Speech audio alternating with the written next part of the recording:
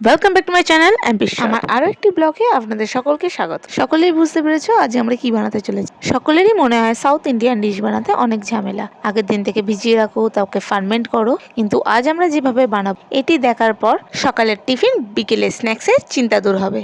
প্রথমে 1 কাপ চাল এবং 1 কাপ মুগ ডালকে আলাদা করে ভিজিয়ে রাখতে হবে। তারপর ভালো করে দুটোকে আলাদাভাবে পিষে নিয়ে একটি বড় পাত্রে চালটা এবং ডালটাকে মিশিয়ে নিতে হবে এবং সামান্য নুন দিতে হবে। যেহেতু আমরা ইনস্ট্যান্ট ধোসা বানাচ্ছি তাই এখানে ইনো ব্যবহার করেছি আমি।